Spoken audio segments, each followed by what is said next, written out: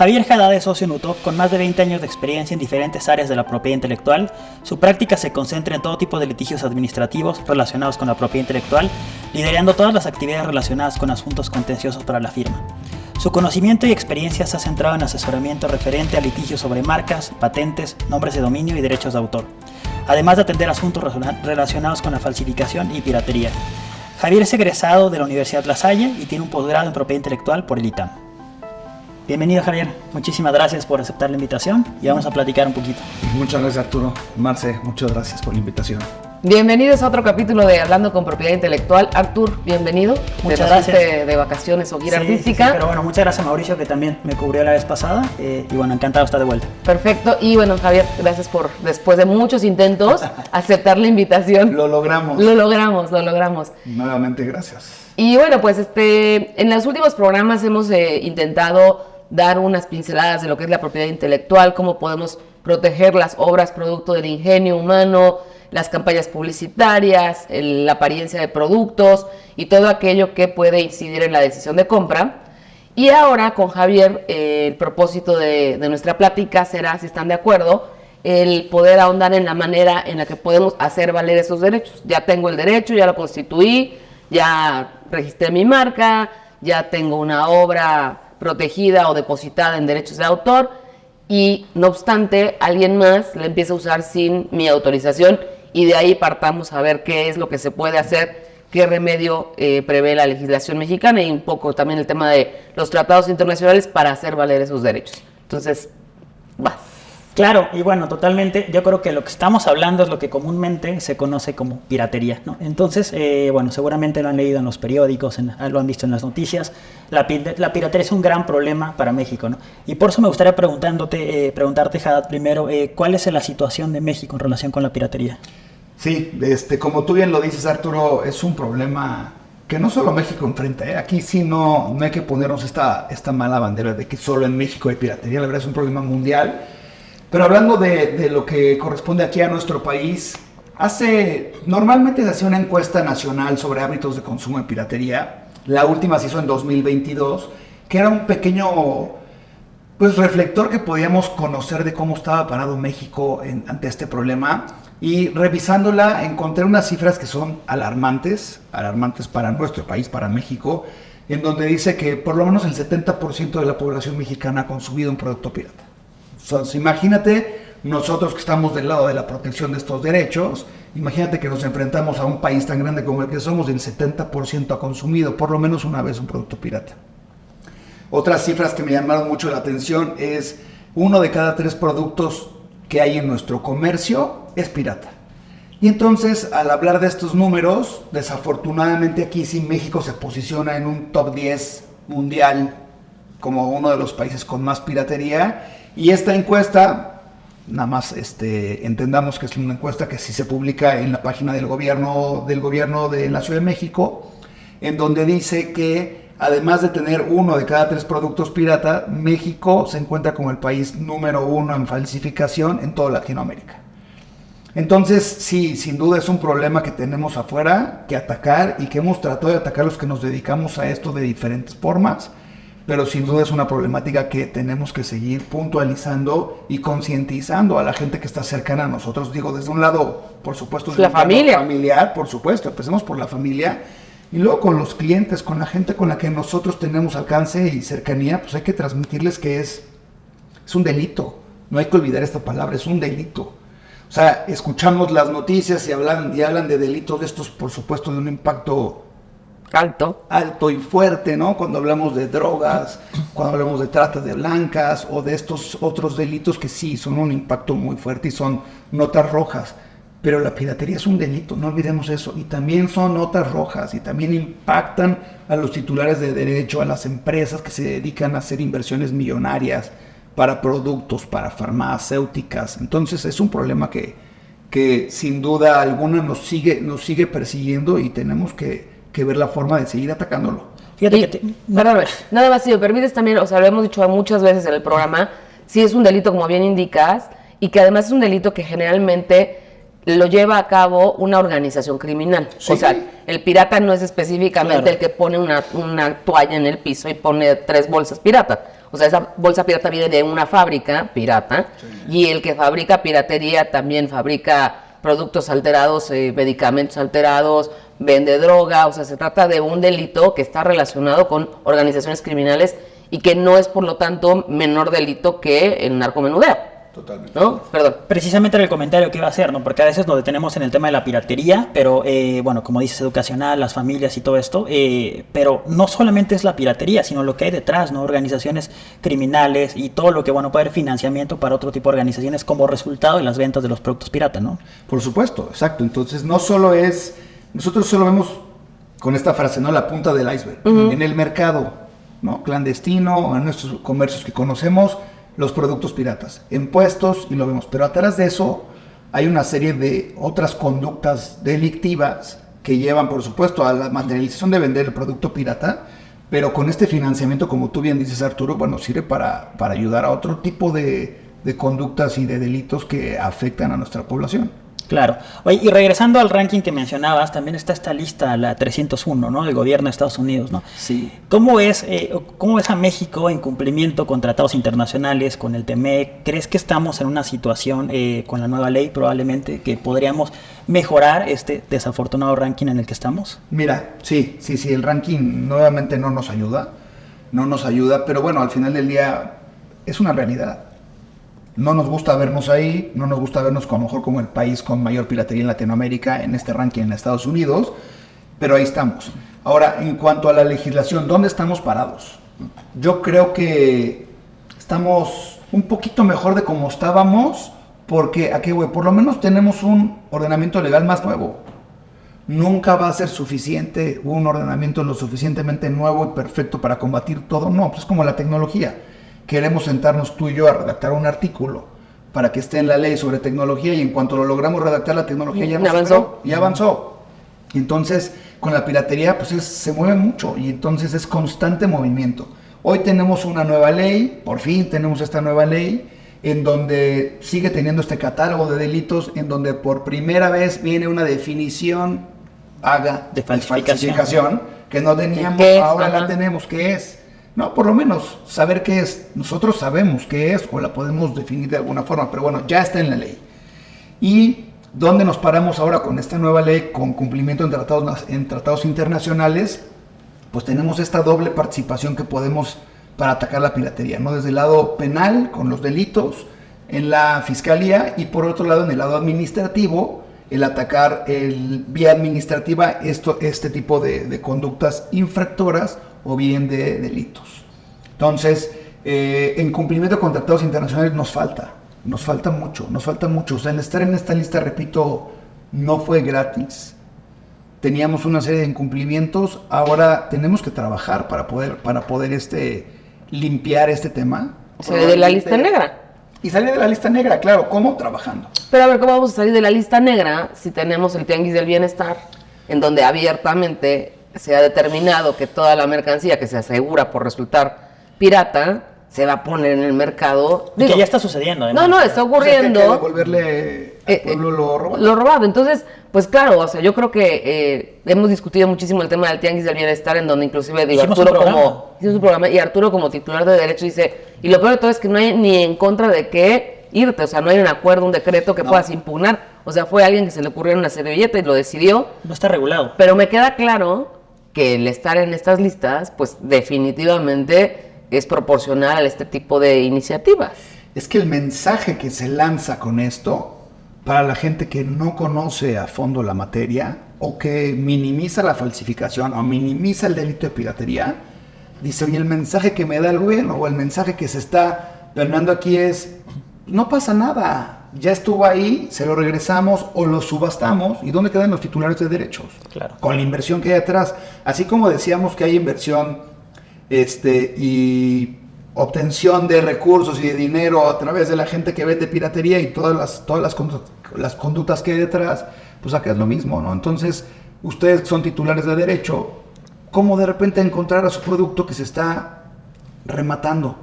Porque lo encontró. O regalando. Sí, eso es un problema. Mira, regresando a lo que hablaba al principio de esta plática sobre esta encuesta de hábitos de consumo en piratería, la gente normalmente respondió en estas entrevistas que se hicieron en los últimos, por lo menos 2 o 3 años, ¿no? Hay un parteaguas ahí con la pandemia, por supuesto, ¿no? Porque con la pandemia pues ya no iban a la materialización física de esta conducta de comprarlo en la calle, porque la gente no salíamos, ¿no? Y entonces fue una materialización online, ¿no? El acercarse a este tipo de conductas. Pero entonces tenemos este gran problema en donde nos situamos, en donde hay un mensaje que nos dice que no es tan malo, y la gente dice, lo compro porque es barato, pero no saben que se están violando derechos. Yo te apuesto que la gente no va a decir, oye, voy a comprar esta medicina que sé que me puede matar o me va a matar, claro, porque es más barato. O sea, aquí dicen, bueno, no me va a matar mi figura de Lego, no me va a matar, ¿no? Claro. Pero entonces, tú que te dedicas a esto, pues hay una serie de cuidados que ustedes tienen para cómo están posicionados. Estándares de calidad, ¿no? Pues por supuesto. Claro, la pintura, los tamaños, plástico, todo. claro. Claro. Sí. Entonces, sí. Sí, lo que es que tienes toda la razón. La gente piensa que no le hace daño a nadie. ¿No? Dice, a ver, es una bolsa, es un perfume, ¿no? Porque, bueno, playera. A ver, y la impunidad, ¿no? Porque el otro día justo estaba yo en la calle, caminando, iba a algún lado, y pasa un señor en una camioneta y literalmente, o sea, anunciando que compraba frascos de perfume vacíos. No creo que los compre para guardarlos en su closet, ¿verdad? O sea, no creo que tenga una colección. Evidentemente este individuo se los vende a alguien, o si no es que él... Para rellenarlos, ¿no? Claro, él hace su fórmula casera sí. y te lo vende en el frasco original, además.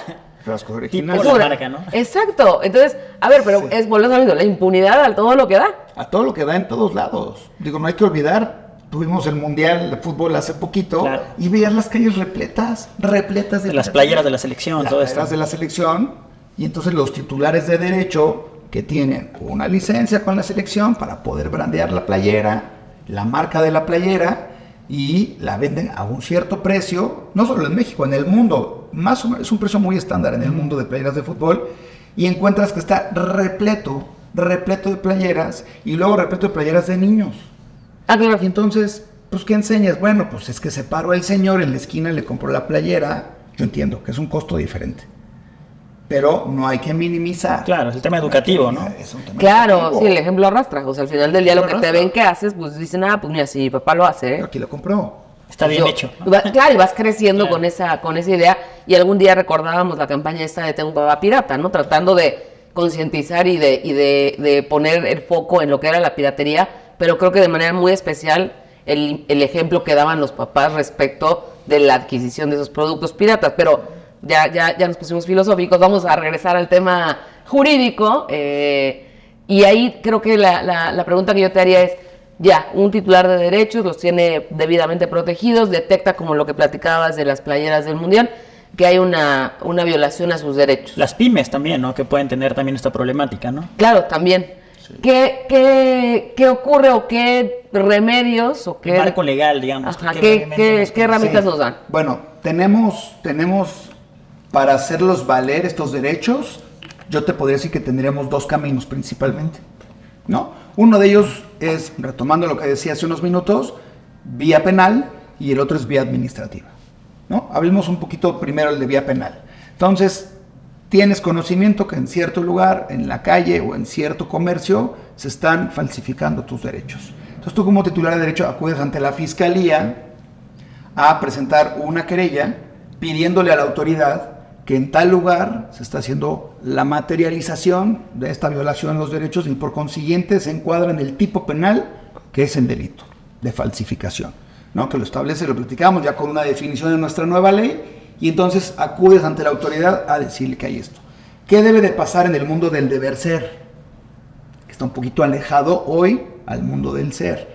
En el deber ser, la autoridad estudia, es decir, el Ministerio Público junta evidencia y lo que se tendría que hacer es un operativo para incautar estos productos piratas y una vez incautados estos productos piratas que se proceda a la destrucción de los mismos, ¿no? En un marco muy general y muy abierto para poder entender cuáles son los dos caminos de forma muy breve.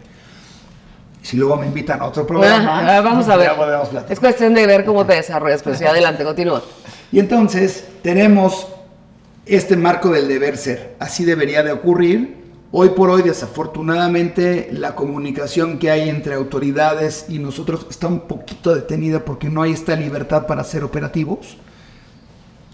No estoy, por supuesto, atacando en forma frontal a la autoridad, pero bueno, hay una serie de cuestiones, ¿no? Desde recursos por parte de la autoridad para ser operativos, desde, pues hay una cuestión interinstitucional para poder tener esas autorizaciones, porque si es un local cerrado o semicerrado, necesitas una orden de cateo, que te la tiene que otorgar un juez penal, o obtienes la orden de cateo y ahora sí puedes acudir al lugar y abrir cerraduras y entrar.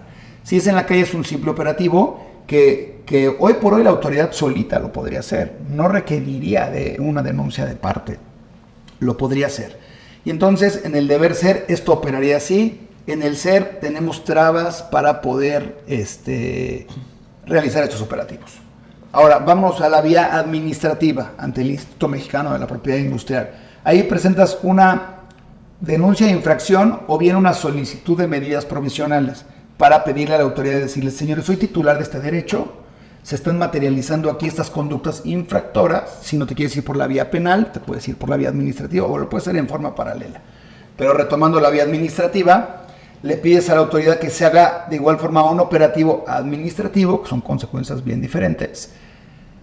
Acudes con la autoridad, presentas tu solicitud de medidas y más o menos en un periodo, si todo sale conforme la ley lo establece, si cumples con todos los requisitos, yo te podría decir que aquí sí un escenario muy positivo de la autoridad mexicana es que en un par de semanas puedes estar haciendo tú un operativo para asegurar esta emergencia o asegurar el establecimiento para que se continúe con el proceso. De ahí que sigue. Una vez que haces esta visita de inspección para que la autoridad tenga conocimiento y se pueda asegurar la mercancía previo cumplimiento de requisitos, como son acreditar que eres titular de un derecho, la existencia de los productos, por supuesto que tienes que ofrecer una fianza para garantizar los posibles daños que se le pueden ocasionar al tercero que estás visitando.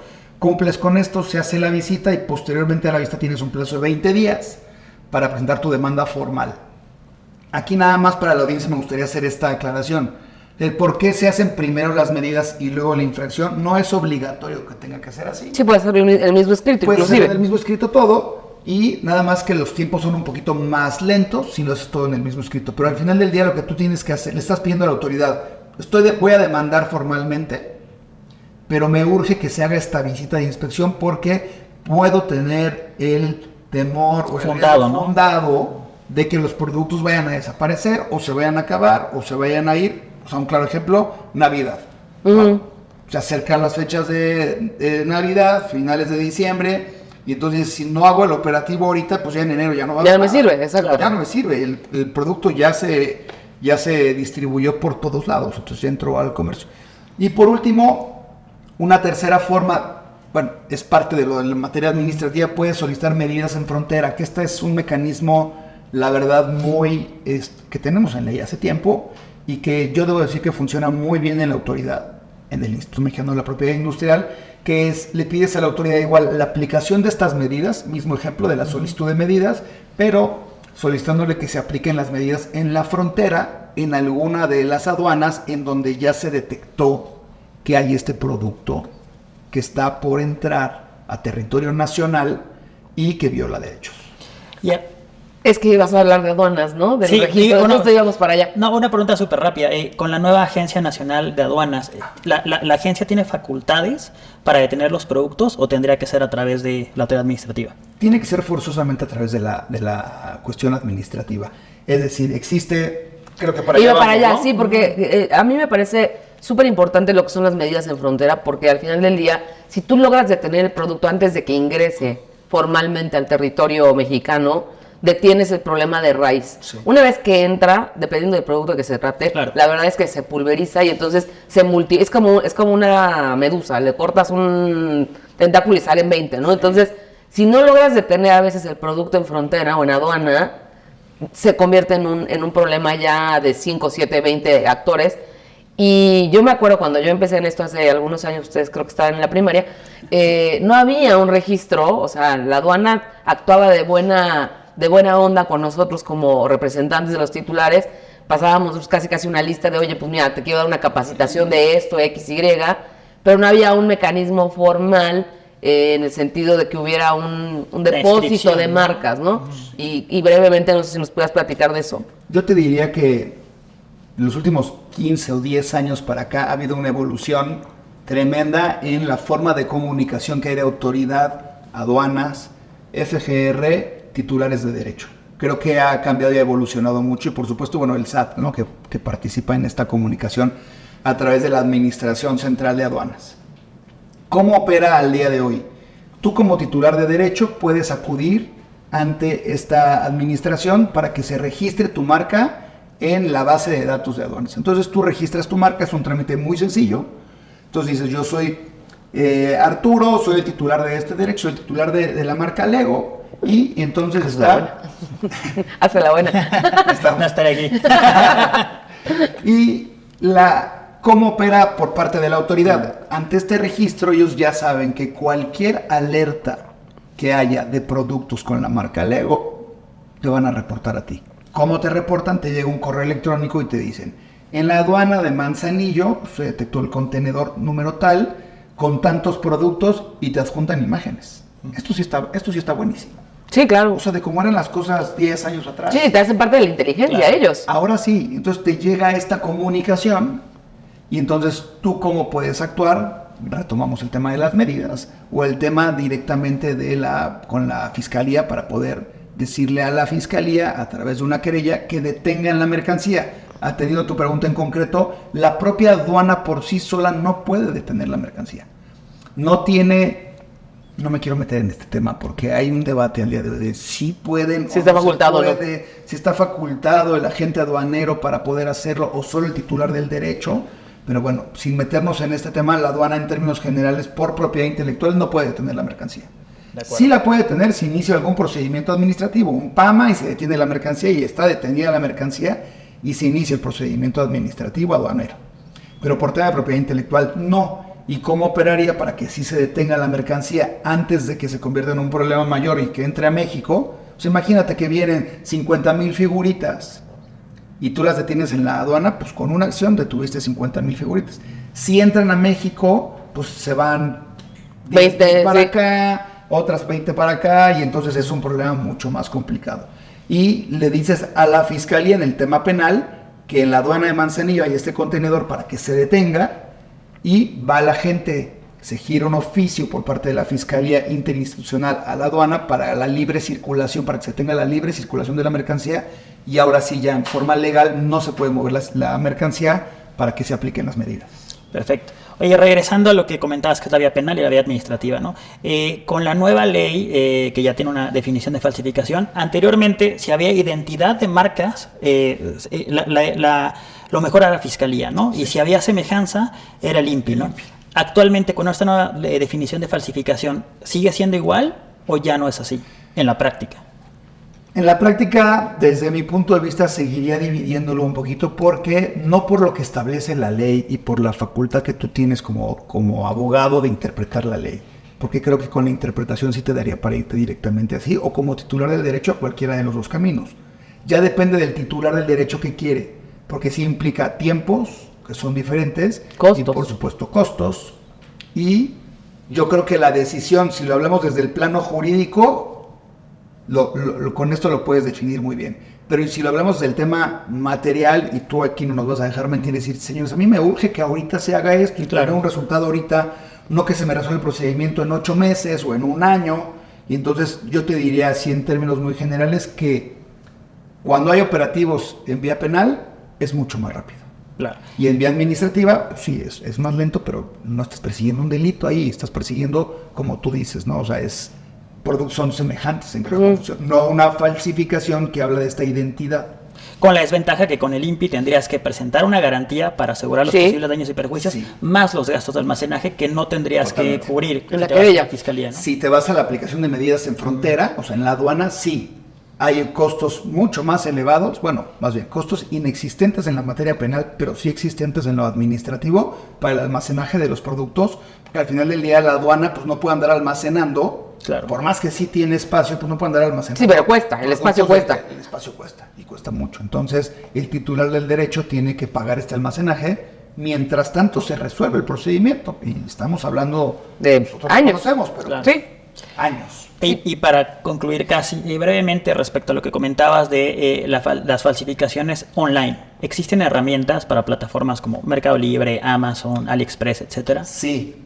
Estas plataformas, y esto por supuesto que se potencializó en pandemia, que era el nuevo, no nuevo, pero la única forma que teníamos de comer, ¿no? Sí, pero hubo un boom definitivamente en la venta porque todo internet. 2 o 3 años, pues, o por lo menos 2 años, tuvo que comprar a través de internet. Sí, estas plataformas, muchas de ellas tienen políticas de propiedad intelectual en la propia plataforma, que hace que tú te inscribas, cumplas con ciertos requisitos. Por supuesto, todos ellos, cada uno son diferentes, más o menos cosas, pero en todos tienes que acreditar la titularidad del derecho y la facultad que tú tienes en caso de que seas un representante legal o directamente el titular del derecho.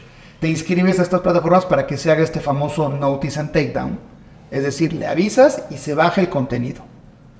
Y con esas plataformas funcionan muy bien. Funcionan muy bien en algunas e-commerce. Funcionan perfectamente. Para bajar el contenido y que no esté disponible para que se pueda llegar a esta nueva materialización a través de la compra. Sí, sobre todo es una herramienta que sirve en tiempo real y efectivo, ¿no? Porque si te vas a un procedimiento te puedes llevar años, ya no sirve de nada. Pero acá ya me está echando ojos el productor.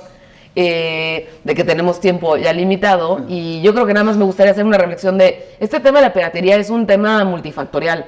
Creo que no podemos, o sea, creo que tenemos los titulares de derechos la responsabilidad de hacer valer los derechos, la autoridad de proveer de los mecanismos eficientes en términos de tiempos, sobre todo para perseguir la piratería, pero también nosotros como sociedad y como consumidores tenemos la obligación de reconocer lo que está mal y no ser cómplices de una conducta que puede o no ser un delito, pero que en todo caso está mal. Y educativo, ¿no? Para los niños también, ¿no? Un programa que no replican todo eso. Exactamente. Sí, tenemos que hacer constantemente campañas, ¿no? O Real, de la INTA, por ejemplo, que luego hablaremos de eso. Pero... Exactamente, pues hablamos de esta campaña de tenemos un papá pirata. Tiene muchísimos años. Sí. Y genera un impacto muy fuerte. Yo todavía me acuerdo. Lo seguimos repitiendo, pero no hay que dejar. Por un lado, nosotros como abogados tenemos las posibilidades, platicamos muy brevemente ahorita, para ejercerlo para la ley. Pero hay que concientizar a todo mundo que esté en nuestro alcance de decir, es un delito. Y afecta muchas instituciones que no se ven a simple vista, o que la gente dice, ay, no pasa nada. No pasa nada, y no si pasa nada, no pasa nada, me compro me digo, hoy por hoy ya no está este boom de las películas piratas, no, ya plataformas, pero ahí empezó. Que fue una solución, además de los titulares, que también podemos platicar de eso. El streaming fue una solución, pero... Pues fue una limpia. Sí, como pudo ser Spotify, etcétera, ¿no? Sí. Pero bueno, los invitamos a que nos sigan viendo, los invitamos a que se concienticen acerca de la gravedad de la piratería y que nosotros también pongamos nuestro granito de arena. Javier, gracias por invitarnos. Creo que sí aseguraste otro programa. Arturo, bienvenido, y pues... Espero no le digas así a todos, que ya seguro. Nos vemos la próxima emisión. Muchas gracias por acompañarnos. Muchas gracias.